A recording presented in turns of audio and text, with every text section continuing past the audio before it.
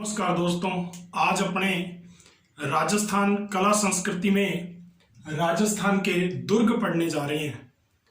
मैं डॉक्टर पवन शर्मा आपके सामने राजस्थान के दुर्गों की विशेष बातें कर रहा हूं और दुर्गों का वर्गीकरण किस तरह से किया गया और यहाँ से क्या क्या प्रश्न बनते हैं इसके बारे में अपने देखेंगे। तो शुरू करते हैं राजस्थान के दुर्ग। तो देखो, सबसे पहले मैं आपसे एक ही प्रश्न पूछता हूं जो कई बार परीक्षाओं में पूछा जा चुका है। तो देखो, एक प्रश्न है, राजस्थान में कुल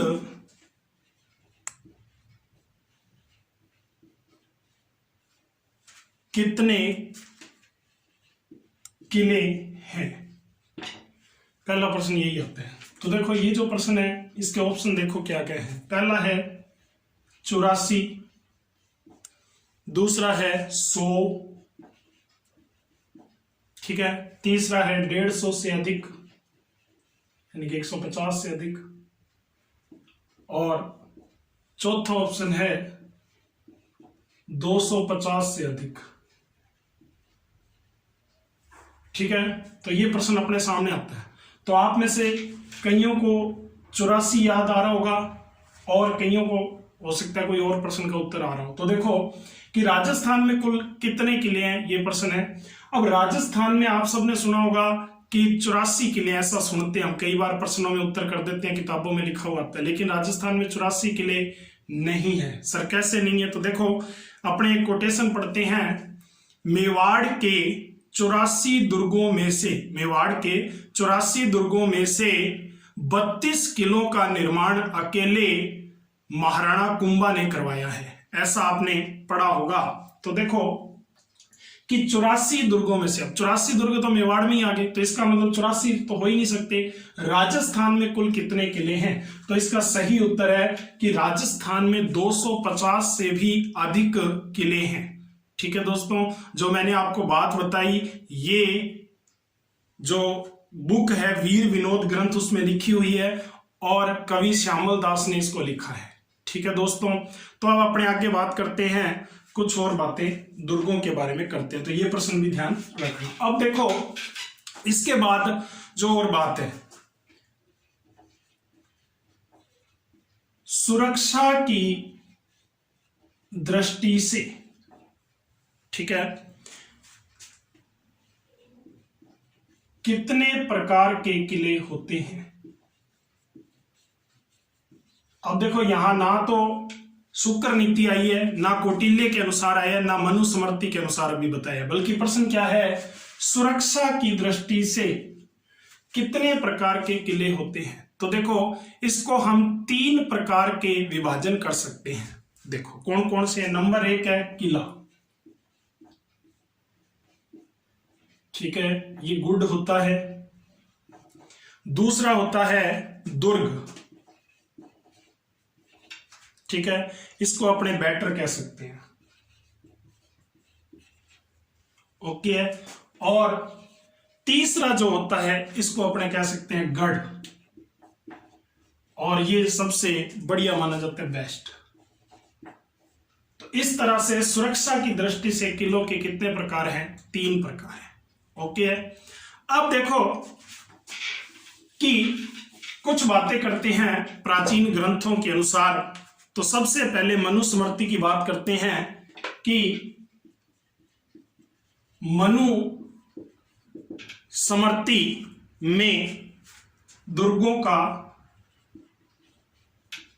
वर्गीकरण,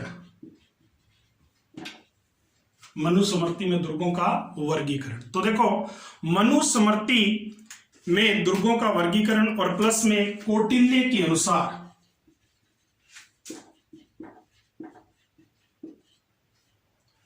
कौटिल्य के अनुसार दुर्गों का वर्गीकरण,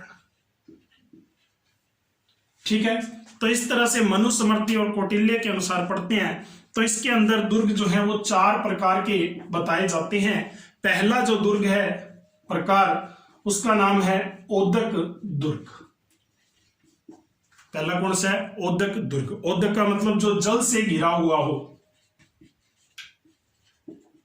किससे घिरा हुआ हो? जल से। ठीक है दोस्तों। दूसरा जो है पार्वत दुर्ग, जो पहाड़ियों से घिरा हुआ हो, पहाड़ी से घिरा हुआ हो। तीसरा है वन दुर्ग। अब नाम से ही समझ में आ रहा है वन दुर्ग, तो वनों से घिरा हुआ, जंगल में हो। और चौथा धानवन दुर्ग। ठीक है, धानवन का अर्थ है मरुस्थल, या आप रेत भी कह सकते हो, रेत से घिरा हुआ या मरुस्थल से घिरा हुआ। इस तरह से कौटिल्य के अर्थशास्त्र के अनुसार 4 प्रकार के दुर्गों का वर्गीकरण किया जाता है। अब देखो कि इसमें मनुस्मृति और कौटिल्य ने सर्वश्रेष्ठ दुर्ग किसे कहा है? मनुस्मृति और कौटिल्य के अनुसार सर्वश्रेष्ठ दुर्ग किसे कहा है? तो इन्होंने गिरि दुर्ग, यानी कि जो पार्वत्य दुर्ग है, पहाड़ियों पर बना हुआ है, इन दुर्गों को सर्वश्रेष्ठ दुर्ग कहा है।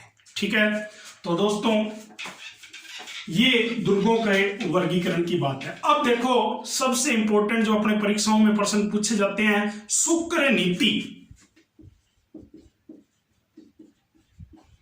शुक्र नीति के अनुसार जो दुर्गों का वर्गीकरण किया गया है वो कितने प्रकार के हैं? तो शुक्र नीति के अनुसार दुर्ग 9 प्रकार के हैं। शुक्र नीति के अनुसार दुर्ग कितने प्रकार के हैं? 9 प्रकार के हैं। और शुक्र नीति के अंतर्गत राज्य के 7 अंग भी बताए गए हैं। राज्य के 7 अंग भी बताए गए हैं। तो देखो कि शुक्र नीति में राज्य के 7 अंग अलग है, और शुक्र नीति में जो 9 प्रकार हैं दुर्गों के वो अलग है। तो पहले अपने शुक्र नीति के अनुसार राज्यों के 7 अंग कौन कौन से हैं इस पे थोड़ा विचार करते हैं। 7 अंग, तो देखो कि शुक्र नीति के अनुसार राज्य का पहला अंग क्या है? राज्य के 7 अंग है, तो कौन कौन से अंग हैं देखते हैं अपने शुक्र नीति के अनुसार। तो देखो नंबर 1 है राजा, नंबर 1 है राजा। नंबर 2 है कोष, कोष का मतलब जहां पे धन वगैरह रखते हैं। तीसरा मंत्री, ठीक है। चौथा सुहात, सुहात को अपने गुप्तचर भी कह सकते हो, ठीक है। नंबर 5 है राष्ट्र, और नंबर 6 है सेना, और नंबर 7 दुर्ग। तो इस तरह से शुक्र नीति के अनुसार राज्य के 7 अंग हैं। अब देखो कि शुक्र नीति के अनुसार दुर्गों के 9 प्रकार हैं। ये मैंने अभी आपको बताया था कि शुक्र नीति के अनुसार दुर्गों के 9 प्रकार हैं। अब 9 प्रकारों की बात करते हैं दुर्गों की शुक्र नीति के अनुसार। तो देखो कि यहां से प्रश्न इंपॉर्टेंट बनते हैं। कौन कौन से हैं? तो देखो पहला, सबसे पहले नंबर 1 एरन दुर्ग, एरन दुर्ग। अब देखो ये जो एरन दुर्ग होता है ये कांटेदार झाड़ियों से युक्त होता है, चारों तरफ कांटेदार झाड़ियां होती हैं, जंगल के अंदर ये बना हुआ होता है, ठीक है। और पहाड़ी पर बना हुआ होता है, और क्या होता है? पहाड़ी पर बना हुआ होता है, ठीक है। तो इस तरह से इसको एरन दुर्ग कहते हैं, ठीक है दोस्तों। एरन दुर्ग का सबसे बढ़िया जो उदाहरण है वो है रणथंबोर दुर्ग, ठीक है मित्रों। फिर देखो इसके बाद दूसरा है वन दुर्ग। अब ये भी वनों से घिरा हुआ है, बड़े बड़े वृक्षों से घिरा हुआ,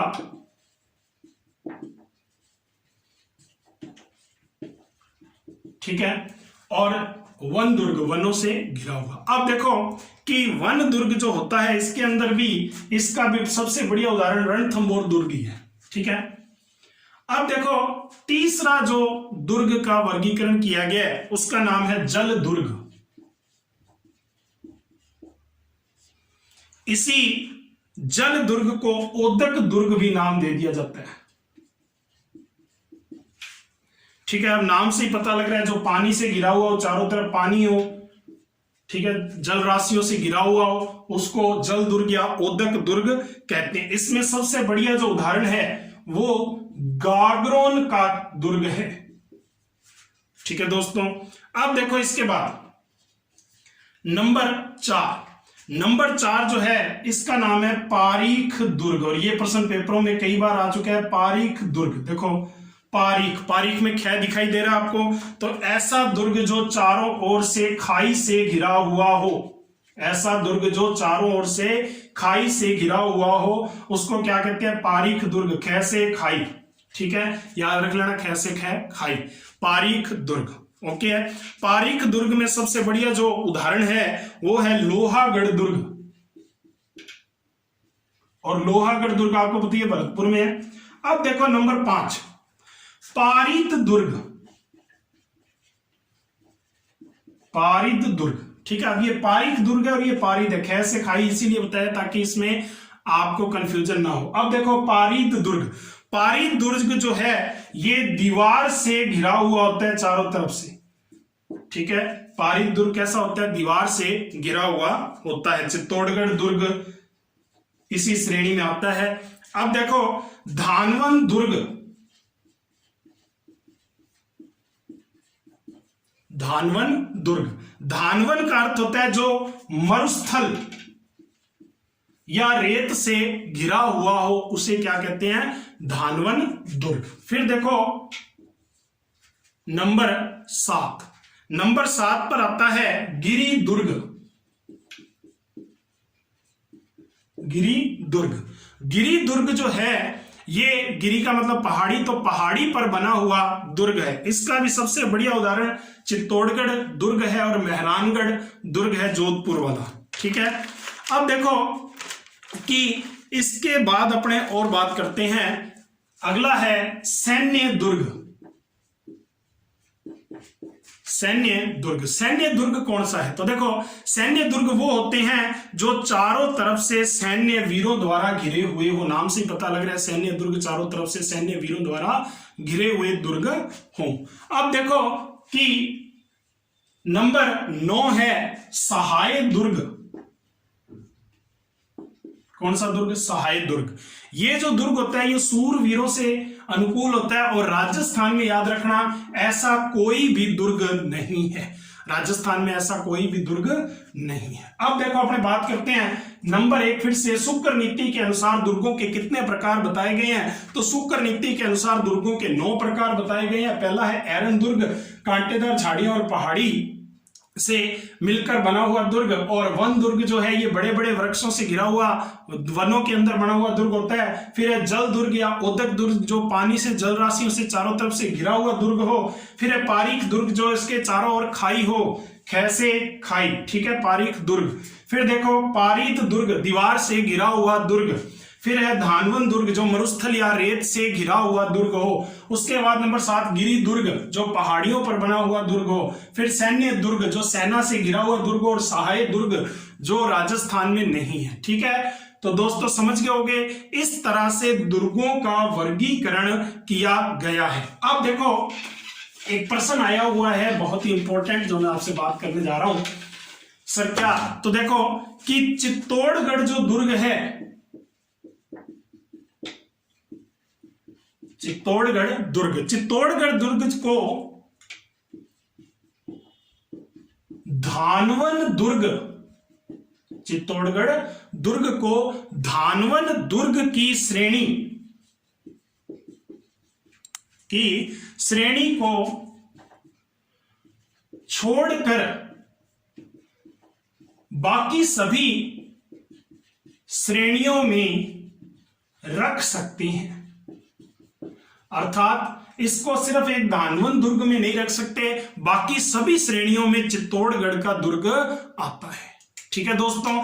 तो आप ये समझ गए होंगे। अब देखो इससे संबंधित अपने कुछ और महत्वपूर्ण किलों की कुछ प्रमुख बातें करते हैं, वो क्या है? ये तो वर्गीकरण के बारे में चर्चा हो गई। अब देखो जैसे कुछ एक प्रश्न राजस्थान परीक्षाओं में कई बार पूछे जाते हैं, पुलिस वगैरह की परीक्षा में, रीट वगैरह की परीक्षा में पूछे जाते हैं, तो अपने इस पे चर्चा करते हैं। पटवार वगैरह की परीक्षा में जो प्रश्न आते हैं उन पे चर्चा करते हैं, परीक्षाओं में आने वाले प्रश्नों की कुछ बातें करते हैं अपने। तो क्या क्या प्रश्न आते हैं, तो देखो एक प्रश्न बनता है, राजस्थान का सबसे प्राचीनतम दुर्ग कौन सा है? राजस्थान का सबसे प्राचीनतम दुर्ग कौन सा है? तो आपके जहन में आ गया होगा कि राजस्थान का सबसे प्राचीनतम जो दुर्ग है वो भटनेर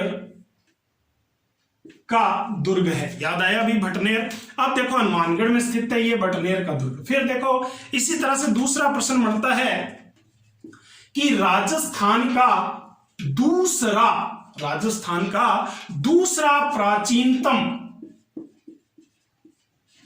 किला कौन सा है? राजस्थान का दूसरा प्राचीनतम किला कौन सा है? तो राजस्थान का दूसरा प्राचीनतम किला कौन सा है भाई?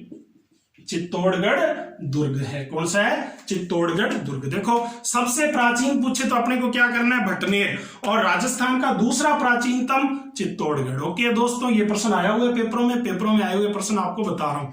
अब देखो तीसरा प्रश्न क्या है? राजस्थान का सबसे नवीनतम किला कौन सा है? राजस्थान का सबसे नवीनतम किला कौन सा है? तो याद रखना, राजस्थान का सबसे नवीनतम किला है मोहनगढ़।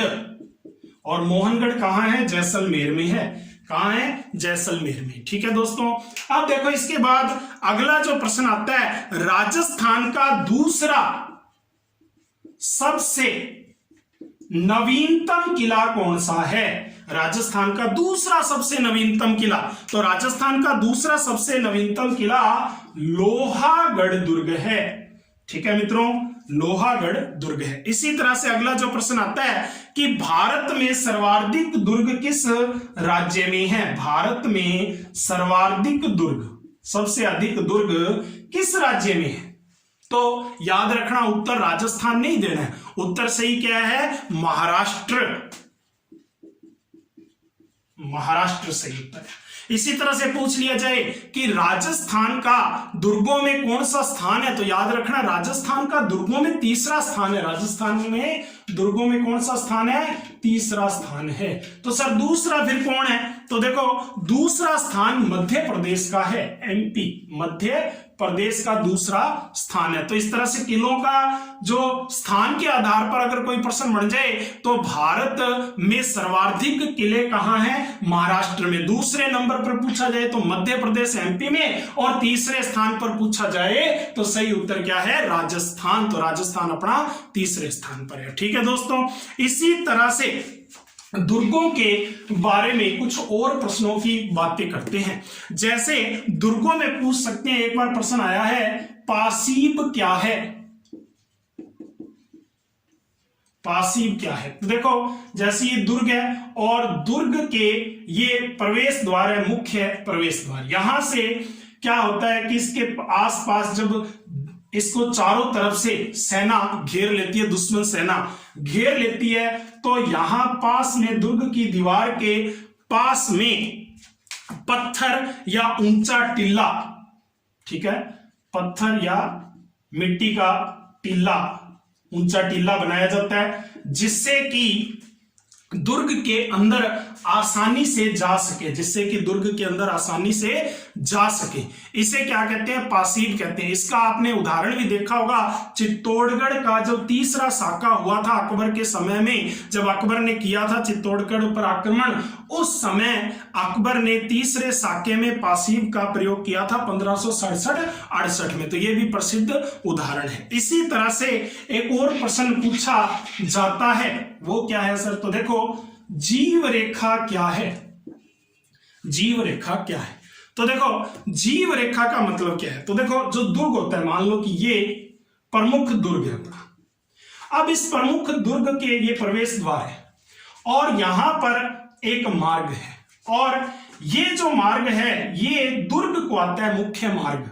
यहां पर एक छोटा सा मार्ग पर एक छोटा सा दुर्ग बना होता है, लघु दुर्ग बना होता है। जब भी कोई सैन्य आक्रमण होता है तो पहले इस दुर्ग पर आते हैं और फिर मुख्य दुर्ग की ओर जाते हैं। तो यहां पर जो सेना होती है वह दुर्ग की रक्षा करती है। इसे जीव रेखा कहा जाता है और इसे दुर्ग की आत्मा भी कहा जाता है। ठीक है दोस्तों, दुर्ग की आत्मा या जीव रेखा एक ही बात है। समझ गए होगे आप मेरी बात। अब देखो कि इसके बाद कुछ और प्रश्नों की बात कर लेते हैं। जैसे एक प्रश्न आता है कि सर्वाधिक विदेशी आक्रमण, सर्वाधिक विदेशी आक्रमण सहने वाला दुर्ग कौन सा है। यानी कि सिंपल सी बात करते हैं, सबसे ज्यादा विदेशी आक्रमण किस दुर्ग पर हुए हैं। तो याद रखना, भटनेर के किले पर सर्वाधिक विदेशी आक्रमण हुए हैं। इसी तरह से एक और प्रश्न बनता है, सर्वाधिक देशी आक्रमण, देखो विदेशी नहीं बोल रहा, विदेशी मतलब बाहर से, या इसको आप स्थानीय आक्रमण भी लिख सकते हो, स्थानीय आक्रमण। सर्वाधिक स्थानीय आक्रमण किस किले पर हुए हैं। तो उत्तर होगा तारागढ़ अजमेर दुर्ग। तारागढ़ अजमेर दुर्ग पर सर्वाधिक स्थानीय आक्रमण हुए हैं। ठीक है मित्रों, अब देखो इसके बाद और क्या प्रश्न बनता है यहां से। सर्वाधिक जो सबसे बड़ा लिविंग फोर्ट कौन सा है। सबसे बड़ा या सर्वाधिक वृद्धि, सबसे बड़ा लिविंग फोर्ट। लिविंग का मतलब क्या है, जहां पर लोग ज्यादा रहते हैं, जिस किले में, लिविंग फोर्ट। तो यहां पर ये सबसे बड़ा जो लिविंग फोर्ट है वो कौन सा है, चित्तौड़गढ़ है। ठीक है, एक बार पेपर में प्रश्न पूछा है कि सबसे बड़ा दूसरा लिविंग फोर्ट कौन सा है, दूसरा सबसे बड़ा लिविंग फोर्ट। तो आप उत्तर क्या दोगे, सबसे बड़ा दूसरा लिविंग फोर्ट सोनारगढ़ किला, या जिसको आप जैसलमेर का किला भी बोलते हो। ठीक है मित्रों, इसी तरह से एक और प्रश्न पेपरों में पूछा गया है कि राजस्थान में मिट्टी के किले कौन कौन से। मिट्टी के किले, तो राजस्थान में मिट्टी के दो प्रसिद्ध किले हैं। एक तो है भटनेर का किला, भटनेर दुर्ग, और दूसरा जो है वो है लोहागढ़ दुर्ग। तो ये दोनों ही क्या है, मिट्टी के किले हैं। ठीक है दोस्तों, तो समझ